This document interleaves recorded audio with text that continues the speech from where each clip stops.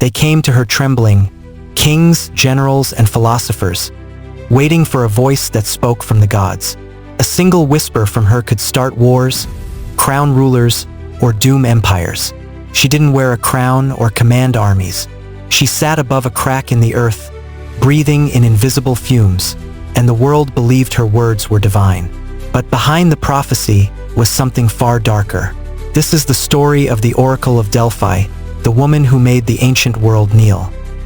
If you love diving into stories where history meets mystery, make sure to subscribe and turn on notifications, because this is just the beginning. Long before Rome or even Alexander's empire, there was Greece, a land of myths where gods still walked among men. And at the center of that world stood Delphi, a sanctuary carved into the side of Mount Parnassus, surrounded by cliffs that seemed to touch the sky. They called it the navel of the earth, the place where heaven and humanity met. Here, the god Apollo was said to speak through a mortal, a woman chosen not for her birth, but for her purity. She was called the Pythia. Sitting above a fissure in the ground, she inhaled vapors rising from the earth, a mysterious gas that sent her into trance. Priests surrounded her, interpreting her broken words, shaping them into elegant prophecy. But those words could change the course of history. No ruler dared make a decision without consulting Delphi. Before battles, before coronations, before building cities, they climbed that sacred mountain to ask the gods for guidance. When King Croesus of Lydia came seeking to know if he should attack Persia, the oracle replied, "If you cross the river, a great empire will fall." He took it as victory and attacked. He lost everything. The oracle had spoken truth, just not the truth he wanted. Her riddles gave power to interpretation, and that made her unstoppable. She didn't control the armies. She controlled how people understood their fate. And in a world obsessed with divine signs, that was absolute power. For centuries, no one questioned it. The fumes, the trance, the voice of Apollo, it all seemed untouchable. But beneath the marble floors of Delphi, a secret slept in stone. Modern archaeologists found something the ancients could only imagine: fault lines and pockets of gas beneath the temple. Ethylene, a sweet-smelling vapor that causes euphoria and hallucination. The oracle wasn't possessed by gods.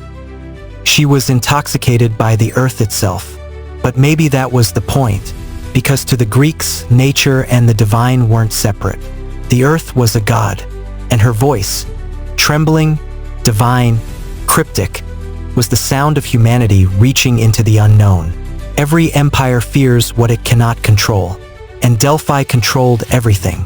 Kings bribed the priests, cities competed for her favor, and philosophers like Socrates, Pythagoras, and even Plato came to hear her truth. But power attracts corruption. Some oracles were manipulated, their prophecies twisted to justify wars or crown puppet rulers. Still, no one dared silence her, because to silence the oracle would mean silencing the gods. When the Persian army advanced toward Greece, the oracle gave a chilling prophecy to the city of Athens. "The wooden wall shall save you." Panic spread. What did it mean? Some thought it meant build defenses. Others said it meant flee to the mountains. But Themistocles, a cunning general, believed wooden wall meant ships. He built a fleet, and at Salamis, the Greeks defeated the Persians in one of history's greatest naval battles.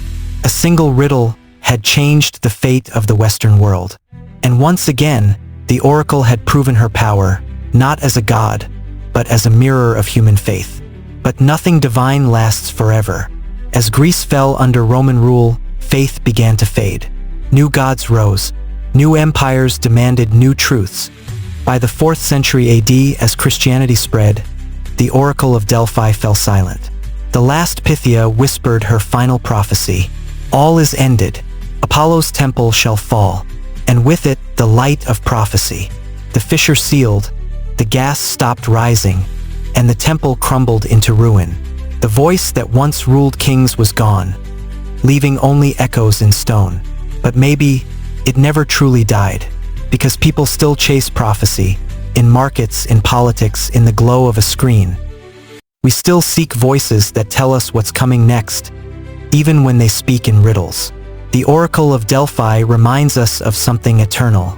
That power doesn't just belong to those who lead, but to those who define what truth means.